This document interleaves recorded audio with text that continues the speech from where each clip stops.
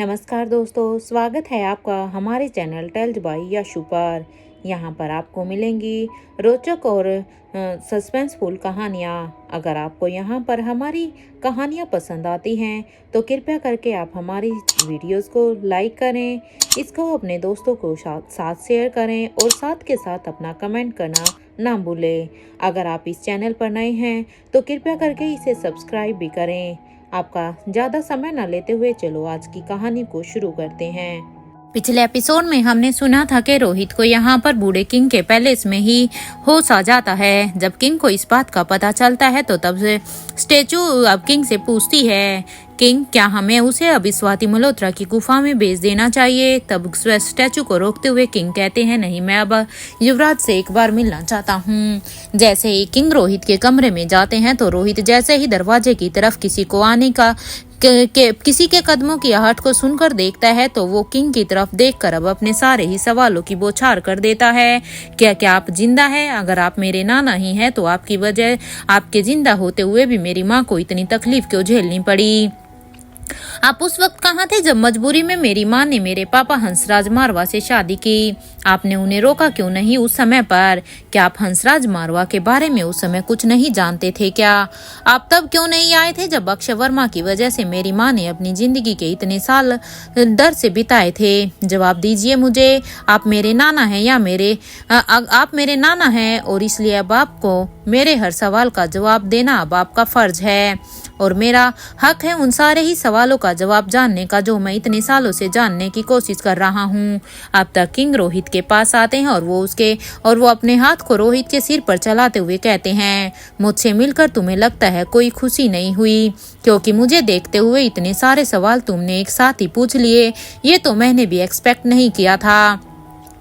मेरे बच्चे, मैं ये तो जानता था कि जिस दिन तुम्हारा और मेरा आमना सामना होगा उस दिन तुम मेरे से न जाने कितने ही सवाल पूछोगे और मुझे भी तुम्हारे सवालों के जवाब देने पड़ेंगे। लेकिन तुम सच में क्या मुझे देखकर बिल्कुल भी एक्साइटेड नहीं हुए? क्या तुम्हारे लिए तुम्हारे सवाल ही सबसे ज्यादा जरूरी थे?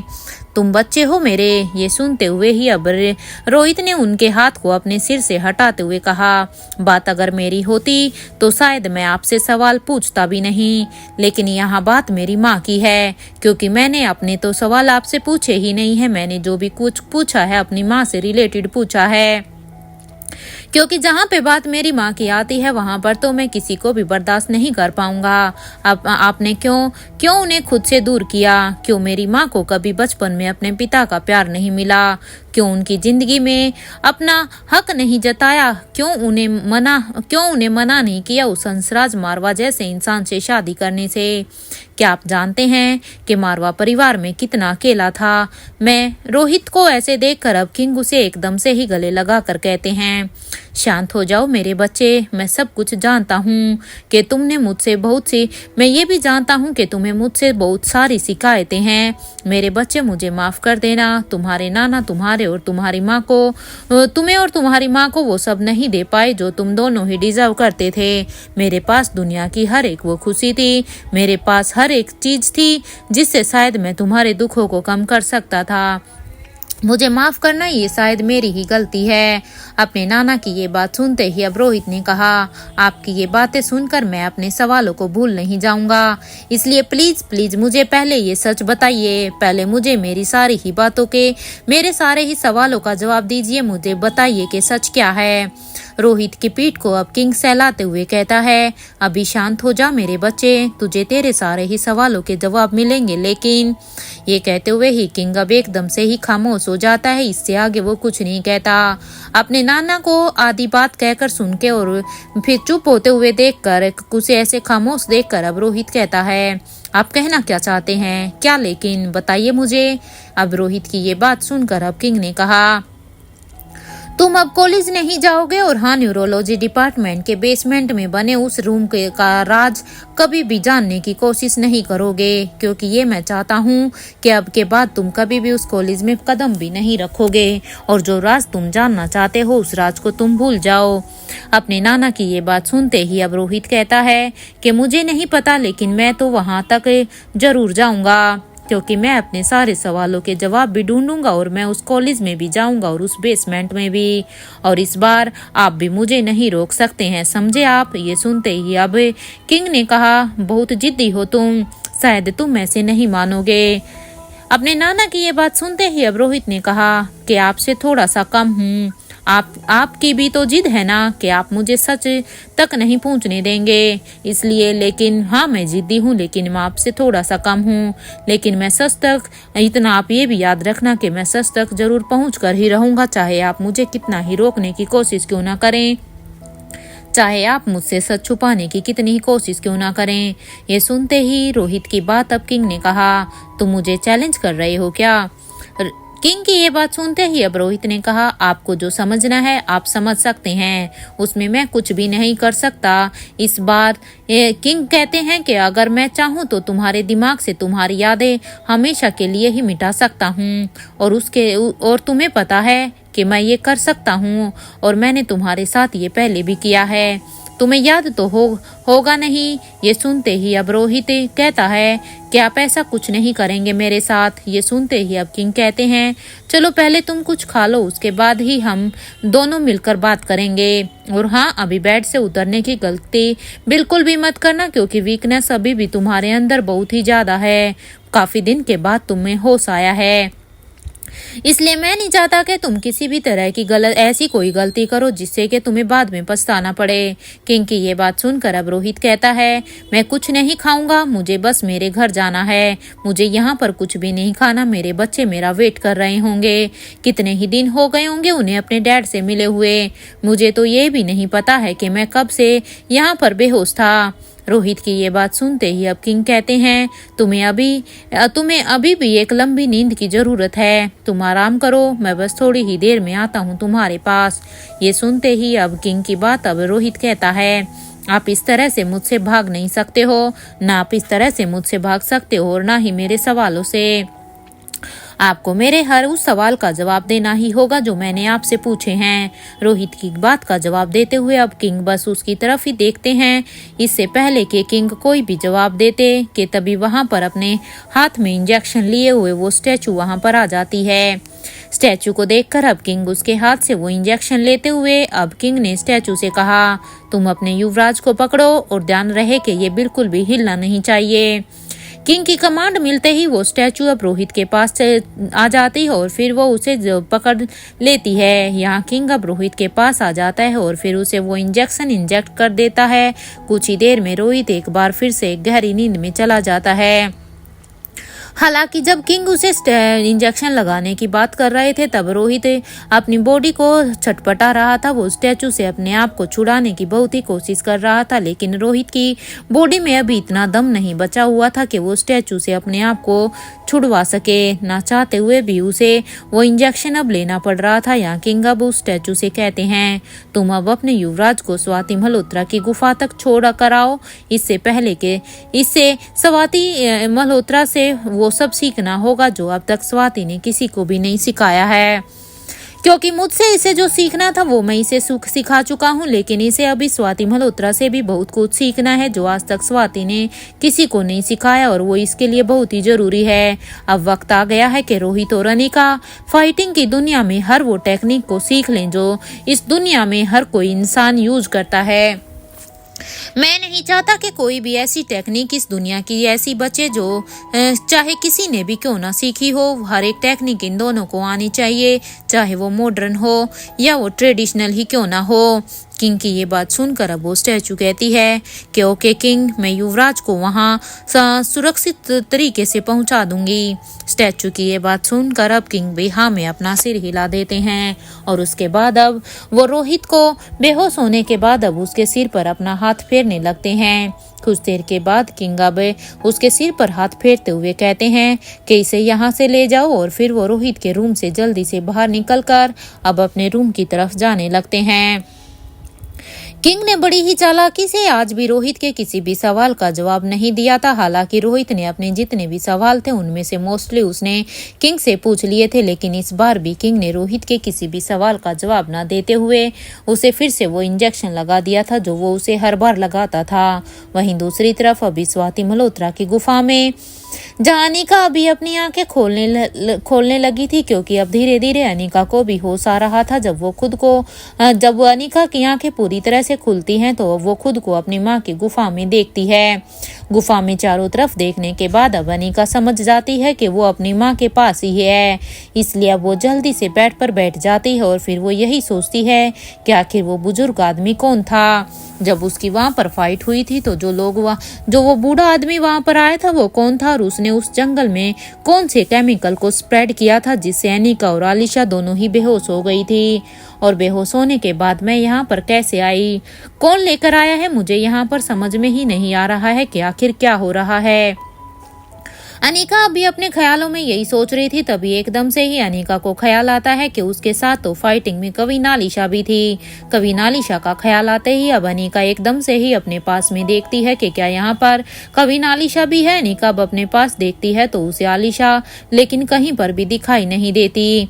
वो अब बेड से उठकर अब उस रूम से बाहर निकलकर अपनी माँ को ही ढूंढ रही थी, क्योंकि वो ये तो जान गई थी कि ये गुफा उसकी माँ की ही है, इसलिए अब उसकी माँ ही उसके सवालों का जवाब दे सकती थी।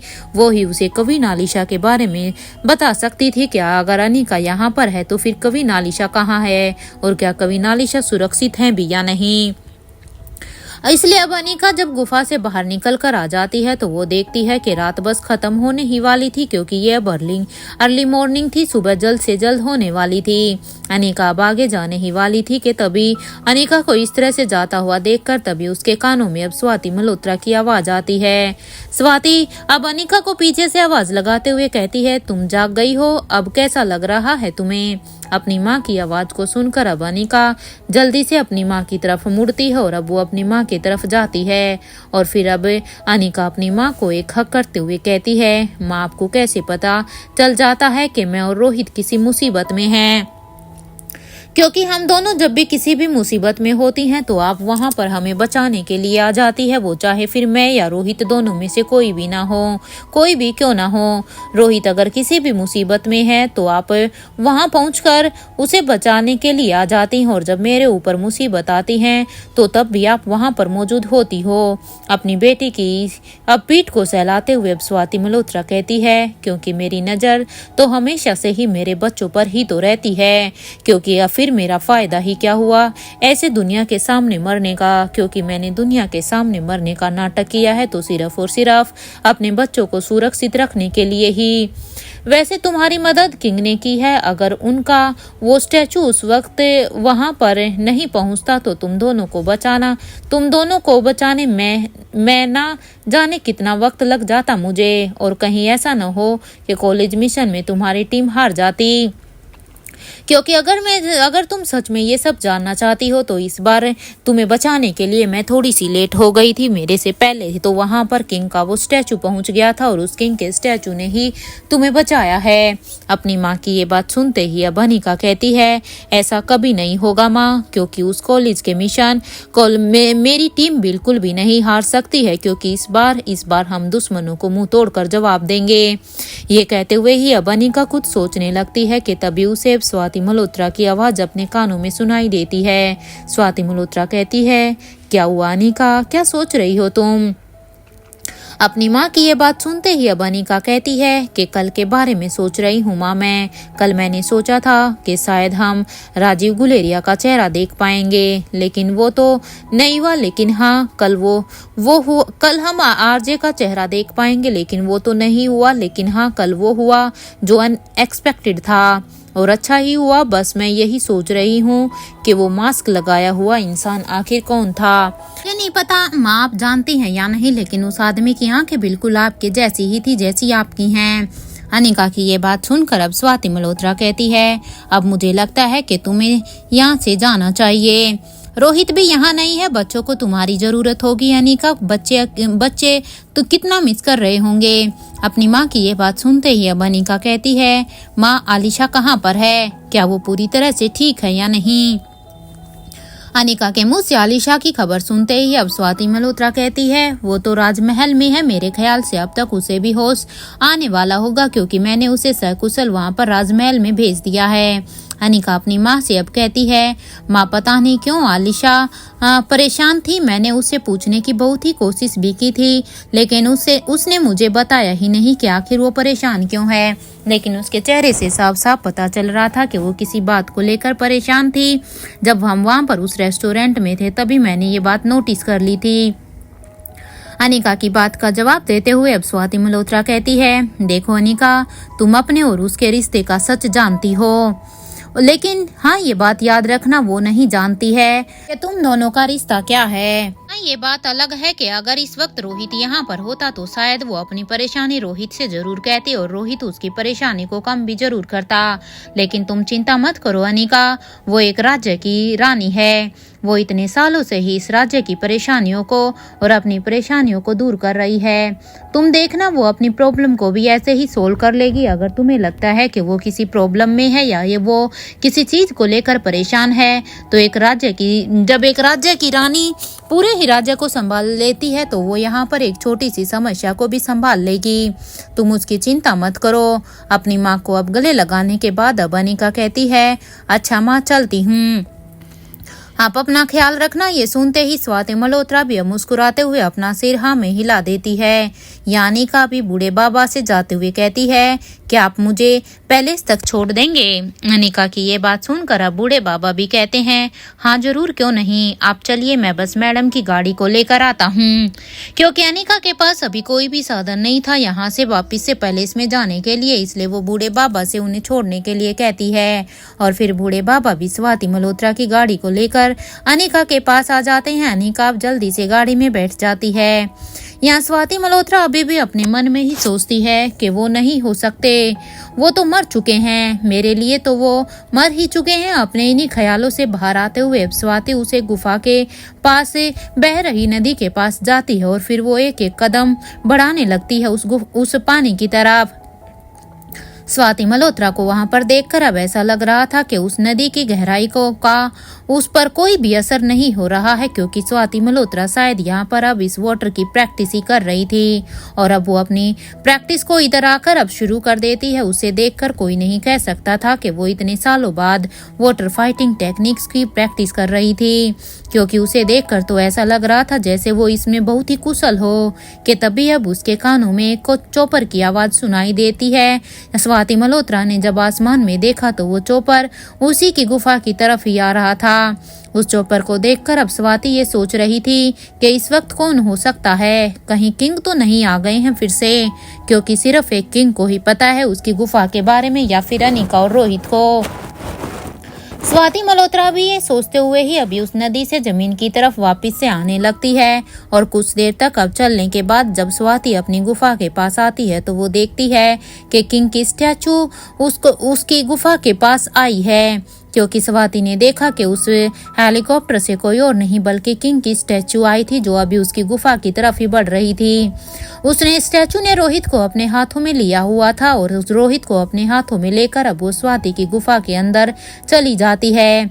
स्वाति भी अब स्टैचू के पीछे पीछे अब जाने लगती है, तो अब वो देखती है कि स्टैचू ने रोहित को बड़े ही आराम से वहां पर लगे हुए एक बेड पर लेटा दिया था।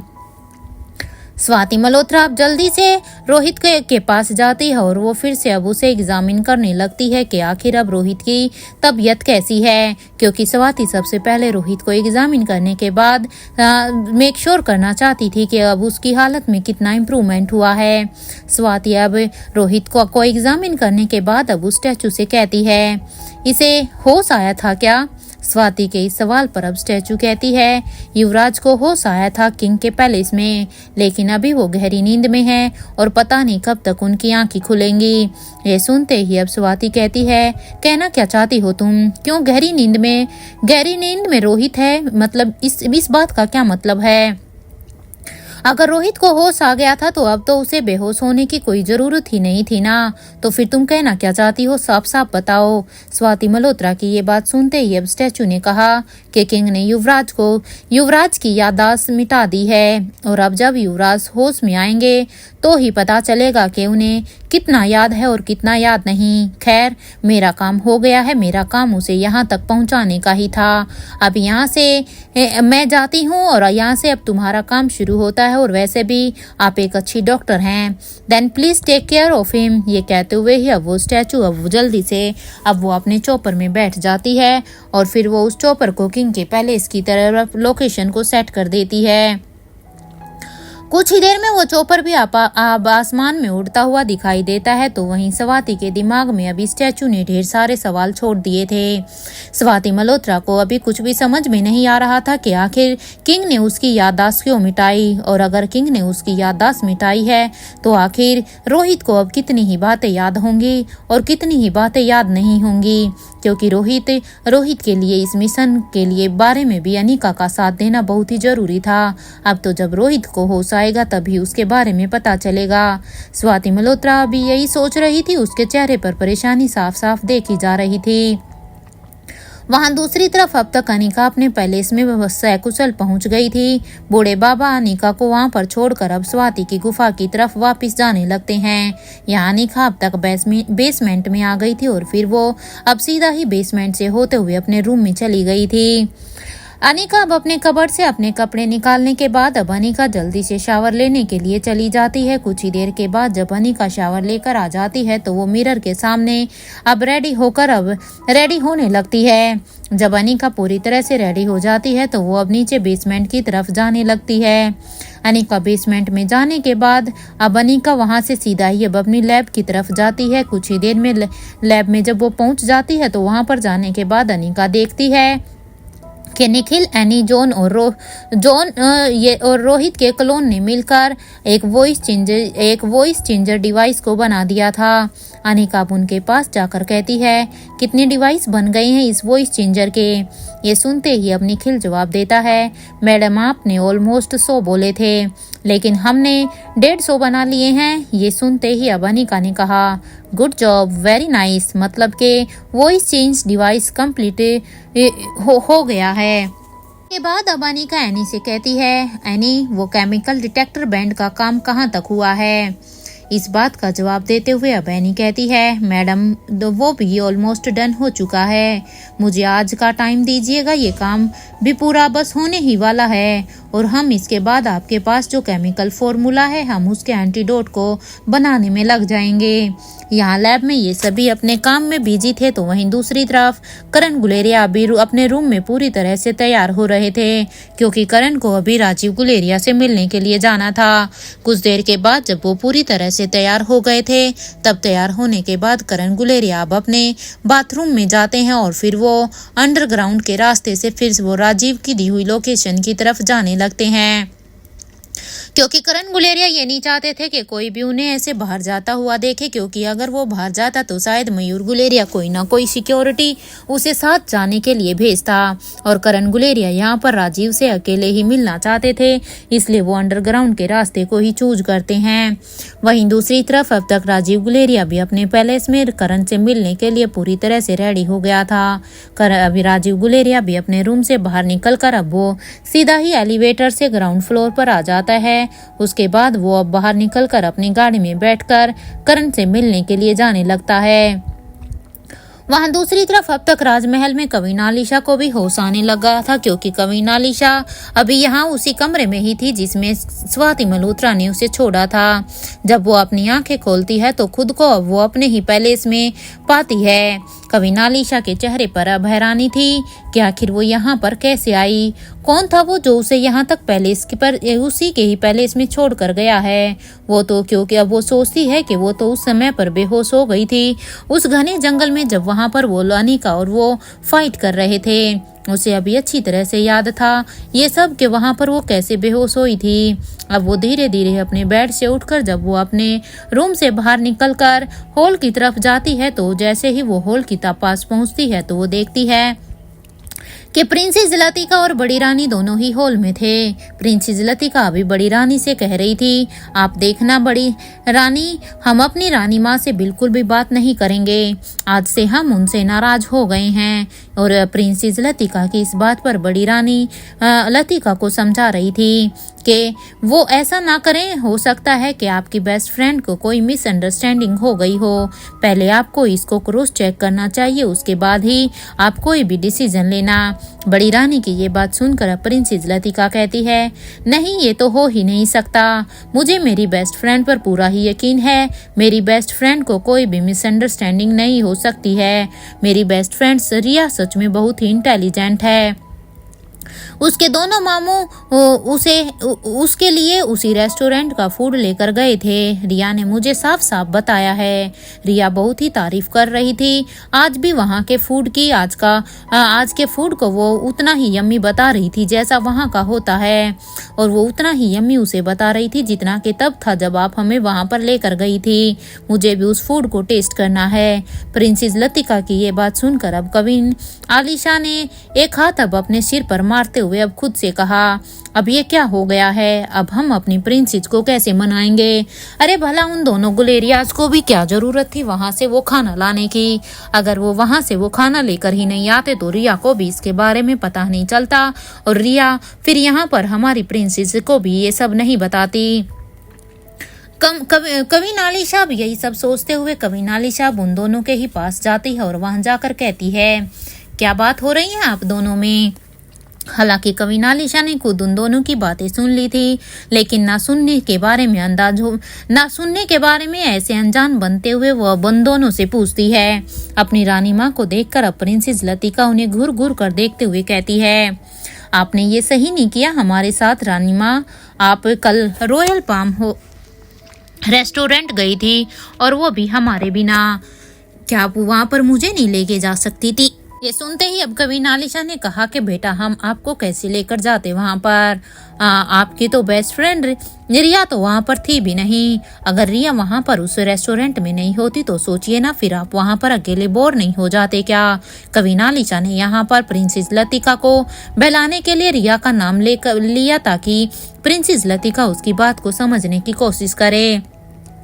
अब यहाँ पर कविन आलिशा फिर से कहती है, इसलिए हम आपको लेकर नहीं गए थे ताकि मेरी प्रिंसेस वहाँ पर बोर ना हो। लेकिन नेक्स्ट टाइम पक्का हम आपको और आपकी बेस्ट फ्रेंड रिया को उस रेस्टोरेंट में लेकर जाएंगे। अपनी माँ के मुंह से ये शब्द सुनकर अब प्रिंसेस लतिका एकदम से खुश हो जाती है और अब वो कहती है, प्रॉमिस मम्मा। ये सुनते ही अब कविन आलिशा अपना सिर हाँ में हिला देती है और उसके चेहरे पर अब एक प्यारी सी स्माइल भी थी। कविन आलिशा अब कहती है, आप बड़ी रानी से बात कीजिए, हम बस थोड़ी ही देर में आते हैं। ये कहते हुए ही अब कविन आलिशा अपने रूम की तरफ जाने लगती हैं। वहीं दूसरी तरफ अब तक स्वाति की गुफा में स्वाति मल्होत्रा बस अभी भी रोहित को बड़े ही ध्यान से देखे जा रही थी कि तभी वो देखती है कि अब रोहित की आंखें धीरे धीरे से खुल रही थी। लेकिन यहाँ पर स्वाति के मन में अभी भी एक डर आ गया था कि कहीं सच में किंग ने रोहित की उसकी पूरी ही याददाश्त तो नहीं छीन ली थी।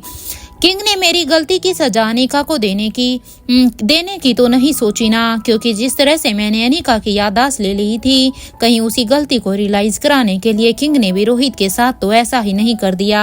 अनिका की याददाश्त लेने की गलती मेरी थी, लेकिन यहाँ पर किंग ने रोहित की याददाश्त छीन ली है। अब क्या होगा अगर सच में रोहित की पूरी याददाश्त अगर चली गई होगी? अब तक रोहित ने अपनी आंखें खोली तो अब वो सामने स्वाति मल्होत्रा को देखकर कहने लगा, कौन है आप और मैं कहाँ हूँ? मेरा नाम क्या है? ये कहते हुए ही रोहित अब उस बेड से नीचे उतरकर भागने लगता है, क्योंकि रोहित बड़ा ही हड़बड़ाया हुआ था। उसे भी यहाँ पर कुछ भी समझ नहीं आया कि तभी स्वाति अब उसे रोकते हुए कहती है, देखो अभी तुम्हारे अंदर वीकनेस है, तुम इस तरह से नहीं जा सकते हो। यहाँ रोहित अभी बेचैन हो रहा था और वो बार बार यही सोच रहा था कि आखिर वो कौन है और वो यहाँ पर कैसे आया। यहाँ स्वाति मल्होत्रा अभी रोहित को संभाल ही रही थी कि अब तक बूढ़े बाबा भी वहाँ पर आ जाते हैं। रोहित को वहाँ देखकर अब बूढ़े बाबा खुश भी होते हैं कि उन्हें होश आ गया है, लेकिन वो हैरान भी थे। इसलिए वो जल्दी से स्वाति मल्होत्रा के पास जाकर कहते हैं, मैडम क्या हुआ है इन्हें? बूढ़े बाबा की ये बात सुनकर अब स्वाति मल्होत्रा कहती है, रोहित अभी पैनिक कर रहा है। आप जल्दी से एक एंटी डिप्रेसिंग इंजेक्शन लेकर आइए, अभी इसके लिए वही जरूरी है। ये सुनते ही बूढ़े बाबा अब कहते हैं, हाँ मैडम, मैं बस अभी लेकर आता हूँ। ये कहते हुए बूढ़े बाबा अब जल्दी से दूसरे रूम में चले जाते हैं और अब वो वहां से एक इंजेक्शन को लेकर वापिस आते हैं और उसे अब स्वाति मल्होत्रा को देते हुए कहते हैं, मैडम आप ये इंजेक्शन लीजिए, मैं रोहित बाबा को पकड़ता हूँ। बूढ़े बाबा की ये बात सुनकर अब स्वाति कहती है, ठीक है जल्दी पकड़ो। वहाँ बूढ़े बाबा अब रोहित को पकड़ लेते हैं और यहाँ स्वाति मल्होत्रा अब कुछ ही देर में रोहित को वो इंजेक्शन लगा देती है। उसके बाद अब रोहित वो इंजेक्शन को लगने के बाद अब रोहित का दिमाग एकदम से ही शांत हो जाता है और फिर वो एक बार फिर से नींद में चला जाता है। यहाँ जब स्वाति ने रोहित को सोते हुए देखा तो वो अब जल्दी से अपनी गुफा से बाहर आकर सामने बैठे हुए अब अपने गरुड़ को देखकर उससे कहती है, जाओ उनके पास और जाकर पूछो उससे क्या आखिर क्या मिल गया अब उन्हें रोहित की पूरी याददाश्त को मिटाकर। अब अगर रोहित की याददाश्त चली गई तो अब मैं अपनी बेटी अनिका को क्या ही जवाब दूंगी।